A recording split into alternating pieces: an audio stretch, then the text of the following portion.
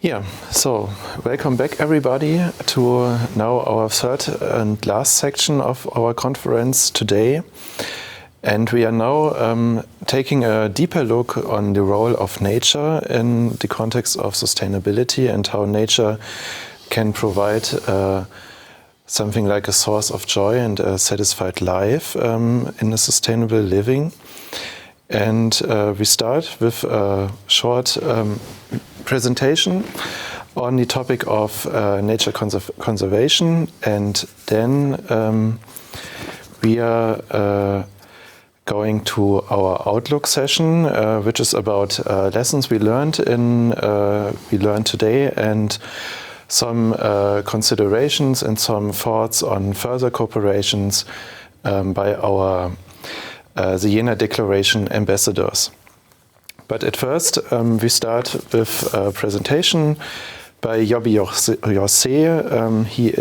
a PhD scholar on the Department of English and Cultural Studies at the Christ University in Bangalore. And Joby will tell us something about his work on nature conservation and how nature conservation has to be rethink in terms of indigenous knowledge and indigenous ecosophy to overcome an anthropocentrism in the conservation of nature. And we think that this is a very important topic because the Jena Declaration has the understanding of nature as something that we are part of and not something that is opposed of mankind, and therefore it is a very important topic to overcome anthropocentrism and to overcome an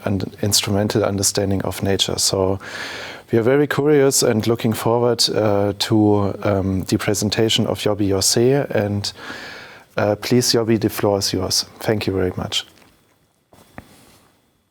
Can you see my screen, sir? Yes, we can see you. Oh, thank you very much. Warm greetings from Bangalore, India, Christ University. I am Joby Jose, PhD scholar in the English and Cultural Studies Department, Christ University, Bangalore. The title of my presentation is Rethinking Conservation, Indigenous Ecosophies and the Need for a Global Approach to Human-Wildlife Conflict. My study area is the Western Ghats of India. You may have heard about this place. It's the western side of India. And it is also a World Heritage Site of UNESCO. It was named as a World Heritage Site by UNESCO. A specialty for this place is that this is my native place. I am from Western Ghats of India. So I know the problems of this area. That's why I am presenting this. I think you can hear the audio of my video. If not, please tell me. Shifting our focus to Kerala now, the increasing human-animal conflict has emerged as a major election talking point. At least 9 lives have been lost in Idukki and Wayanad districts in the last 3 months. Not only this, numerous others have been injured in wildlife attacks, particularly by elephants, tigers, wild boars, among others. The ruling Left Democratic Front and the opposition United Democratic Front are both pushing for amendments to the Wildlife Act of 1972. It falls under the concurrent list. They argue that amendments are necessary to address the increasing incidence of human-animal conflicts. And on the other hand, the BJP-led union government contends that the existing provisions of the Act are sufficient to handle the situation involving attacking wild animals. For latest news, Another video, I am also presenting another video. Close to 200 landless tribals have been protesting for over a week against the Kerala government after they were allegedly forcibly evicted from Thobarimala forest in Wayanad. The protesters claim that the state government failed to provide them land after it promised to allot between 1 to 5 acres of land in the year 2001. They allege that 106 hectares of surplus land of Thobarimala forest was earmarked for distribution among landless tribals back in 1971. Shrija is joining me on the phone line. Shrija, good morning. This is a big story that we are sharing with our viewers today concerning the plight of the tribal population and, of course, the land allotment issue. Can you take us through the important points about this big development? A very good morning to you too as well. But what we're looking at this point in time here is over 200 landless Adivasis. They have been tested for over a week, and they are right now sitting right before the Calcutta collector's office, also demanding their right. We're talking about their land, which was promised to them in the year 2001. So we want to give you a more perspective about this particular case. We understand that just on April 23rd, right after the polling in Wayanad district, we understand that police had taken the government ignored the request, and also we saw that the Adivasis were arrested. The police went into action and also asking them to vacate this particular place where they had in fact put up huts and also taken shelter from this particular forest. But what we do understand is that really the protesters claim over 106 hectares of Thobarimala forest is the surplus land, and this was earmarked in the year 1971 for distribution among landless Adivasis. So far what we understand is that there are over 8,000 Adivasis, of which nearly 3,000 continue to remain landless, and we see not until 2001, which makes it about at least approximately 8. Okay, this is what is happening in our country. I am not accusing the whole country. Actually, the environmental protection or the environmental conservation is happening in India. You all know that in all over the world, the environmental protection and the wildlife conservation is happening. But what actually is happening here is the tribal people or the indigenous people are becoming homeless. So the main problem is that a dichotomy between sustainability and or the development and the conservation. There is a opposition between development and conservation. The people are not actually happy in the conservation policies happening in all over the world, especially in India, especially in my native place. I am coming from a hilly village of Kerala, Western Ghats, India, Indige. So I know the problem because my family also facing the same problem here. So we will see a small video, and that's about the conservation policies. The journalists ask the questions to the indigenous people whether you know the conservation. What do you know about the conservation, and the answers of the people? Let's see that. This is from Kerala. This is from an indigenous community from Kerala, Attapadi, and the journalist is asking whether you know about the conservation. And their answer is കേട്ടിട്ടുണ്ടോ ഈ buffer zone എന്താ ഞാൻ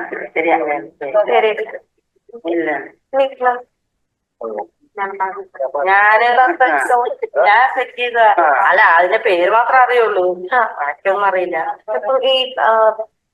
ഈ ESA എന്ന് കേട്ടിട്ടുണ്ടോ? പരിസ്ഥിതി ലോലം ഇല്ല.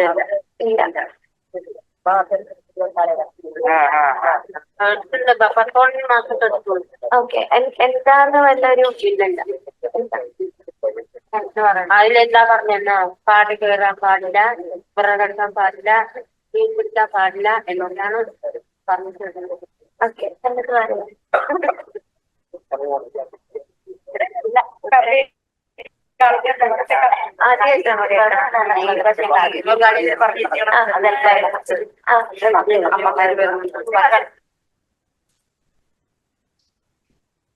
this is what is the actual knowledge of the tribal people about the conservation.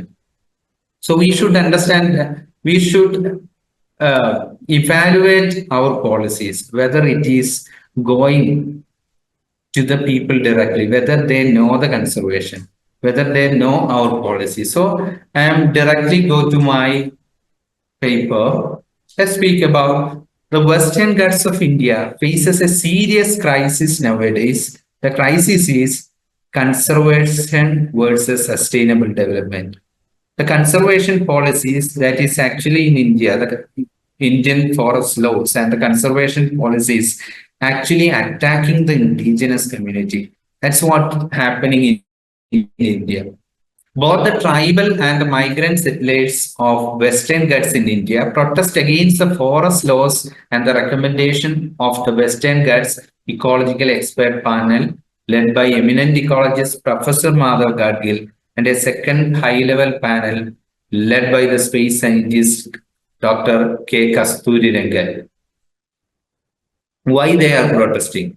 What is the reason? The local communities argue that the forest laws and the conservation policies of India will cause a natural displacement from their ancestral land. And the concept of ecologically sensitive areas, the ESA, and the buffer zones. I believe that you know what is buffer zone. That's around the forest area, 3 or 4 kilometers will be considered as a buffer zone. The government won't allow any construction in that area. That is called buffer zone area. And the indigenous people believe that the concepts like ecologically sensitive areas and the buffer zone will convert their agricultural land and houses to forest. That's why they are protesting. So the major problems of these policies and the laws, the local knowledge and the practices were disregarded, especially in the Indian forest laws and the conservation policies that is already in India. The forest laws and the environmental protection policies, the people consider them as a colonial enterprise. People believe that it is an Eurocentric idea. It is not suitable for them. It is not suitable locally. Actually, the UN Permanent Forum stands against the World Heritage Site, the concept of World Heritage Site. You may have read this document, the title of Western Ghats. The UNESCO has given this title to Western Ghats, and the UN Permanent Forum stands against that. And the UN says that the continuous and ongoing disrespect of the principle of free, prior, and informed consent of the indigenous people is very important to make the conservation policies and to convert a place to World Heritage Site. The problem in the Western Ghats is that it has already converted to the World Heritage Site in 2012 without the proper consent of the indigenous people. That's why the protests are happening here in India.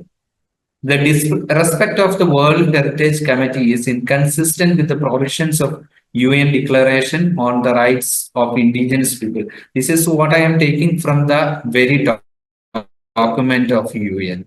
These 3 places were converted into World Heritage Site without the proper consultation of the indigenous people. Western Ghats, India, Tri-National de la Sanka, Kenya, the lake system in the Great Rift Valley. These 3 places were converted into World Heritage Site in 2012 without the proper consultation. According to UN, all these 3 heritage sites are nominated under natural World Heritage criteria alone, without giving due consideration to the indigenous cultural values. And the UN Permanent Forum gives 3 recommendations for the World Heritage Committee to convert a place to World Heritage Site. First one is that to defer all the World Heritage nomination of the sites in indigenous people territories. Second is that to consult and collaborate with the indigenous people concerned in order to ensure that their values and needs are considered. Third one is that to endorse the UN Declaration on the Rights of the Indigenous People. But these recommendations were rejected and the Western Ghats was named as a World Heritage Site in 2012. After that, a series of protests are happening in Western Ghats. Indigenous people are protesting. If you Google, you will see many protests are happening in the Western Ghats. Many people are evacuated from the Western Ghats. Why? Because without consulting them, they do not know. From my first video, you can understand that they do not know what is actually happening in their land. They are living in the forest for 100 or 200 years, but they do not know what is actually happening nowadays.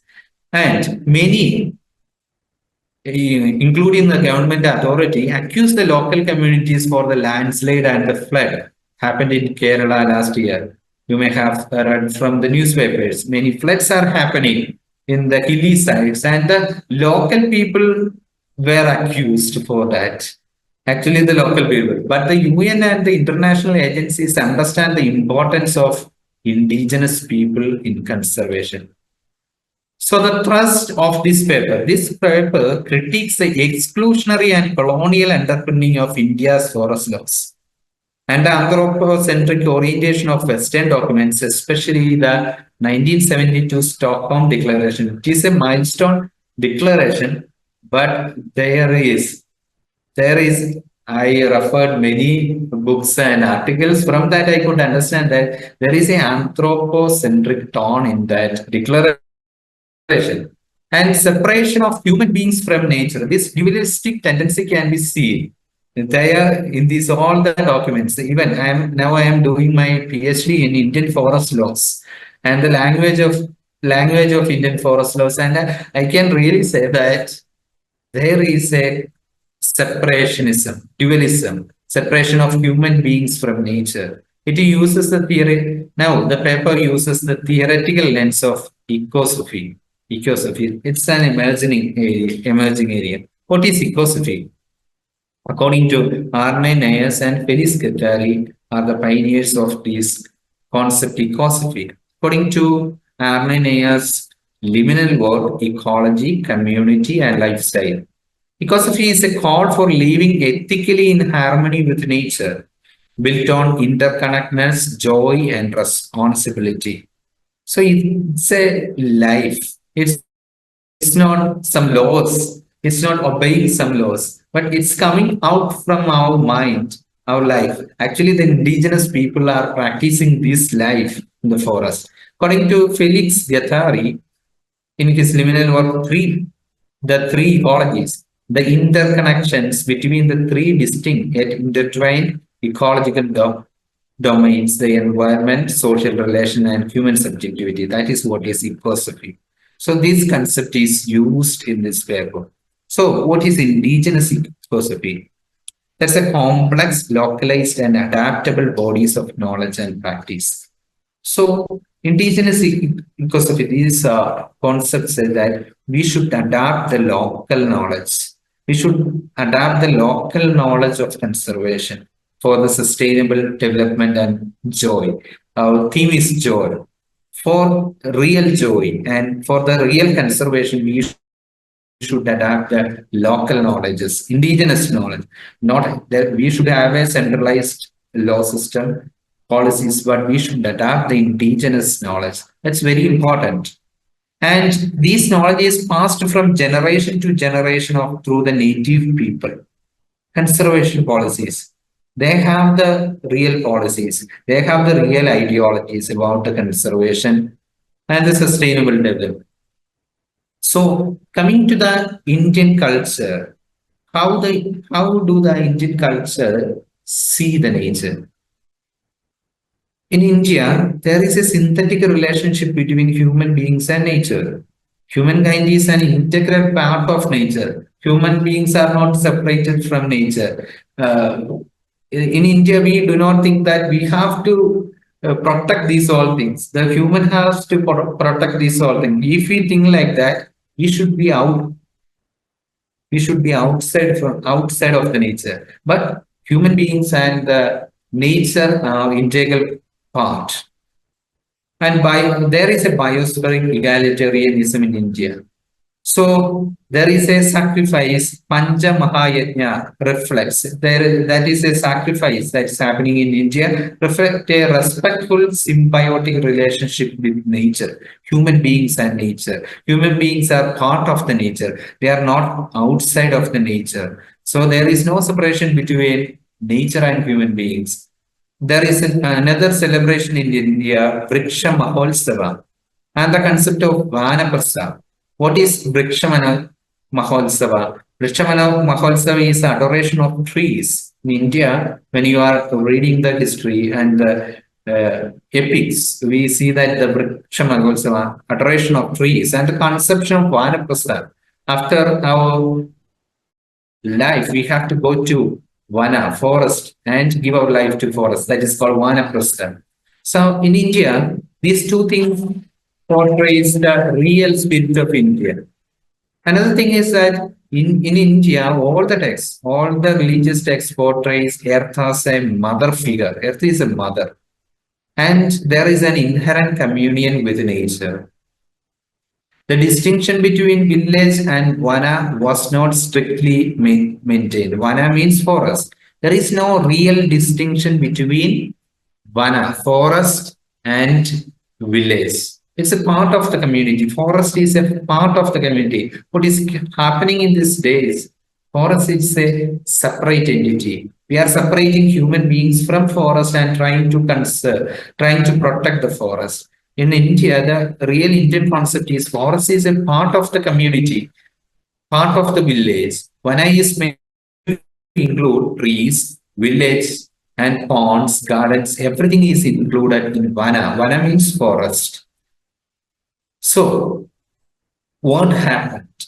In Indian culture, I already said that Indian culture always consider human beings and nature as an integral part of the nature. Human beings are an integral part of the nature. But what is the problem between with the formula, conservation formula in colonial India?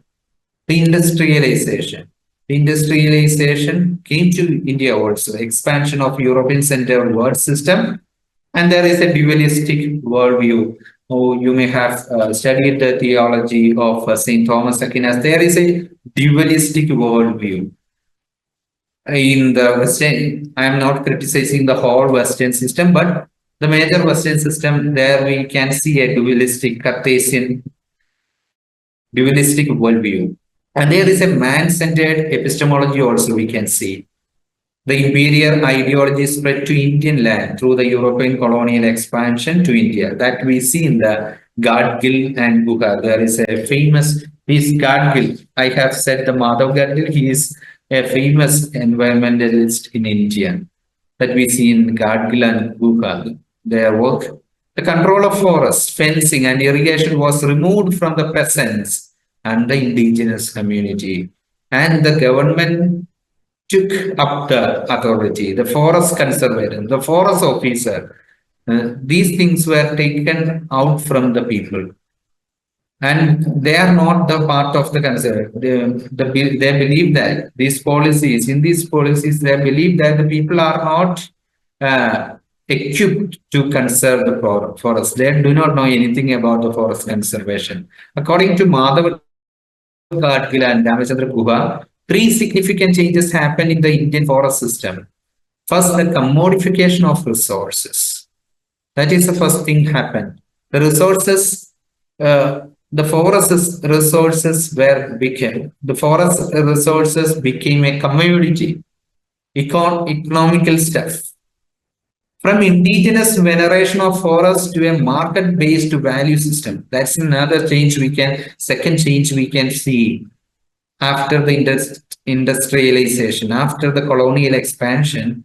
The indigenous veneration of the Indian culture changed to a market-based value system. The forest communities or the forest resources were moved to market. The extermination of the native ecosystem. The native ecosystem were terminated. For example, we can see the forest laws. That's the important thing we have to study. The forest laws. The 1865 and 1868 Forest Act These are the Colonial Forest Act. Colonial Forest Act are the real example for the colonial ideology. When you read this Forest Act, we can understand the real ideology, dualistic ideologies in these documents. Forest Policy Statement of 1894 and 1952 legitimates the state monopoly over forests in the national interest. So there is a change. The state monopolizes. The state coming over the authority of the real people, real local people. The state believes that they do not know anything about the conservation. So the national interest came to the face. Thus the human-wildlife conflict emerged in India. In India, the human-wildlife conflict happened actually just after this industrialization and colonial expansion in India. Look, the post-independence forest policies in India. After the independence, 1947 also, we cannot criticize the European authority only. Even after the independence, what happened in India, when after the independence, the colonial lineage of dualistic tendency, Indian forestry continued. Forest resources would be managed to promote economical progress that we see in Huber, this article of Huber. The policies made after independence helped the intermediaries, timber merchant, etc. The policies formed after the independence actually focused on the intermediaries or the market, not the indigenous people. See protests from the indigenous community of Uttarakhand and Thane. After this policy, serious protests happened in indigenous community from the Uttarakhand in India and Thane, Maharashtra. One survey conducted by Professor Madhav Galvi proves that many of the panchayat forests, local forests managed by the villagers in Garvaha are better. This is a place, Garvaha, are better in condition than the reserve forests in that area managed by the government. Joby, okay. I'm sorry. Can you please hurry up a little bit? We have to take a look on the time, and it would be perfect if you can come to an end. Thank you very much. Okay, I should conclude? Yes. Okay, then I'm just moving to the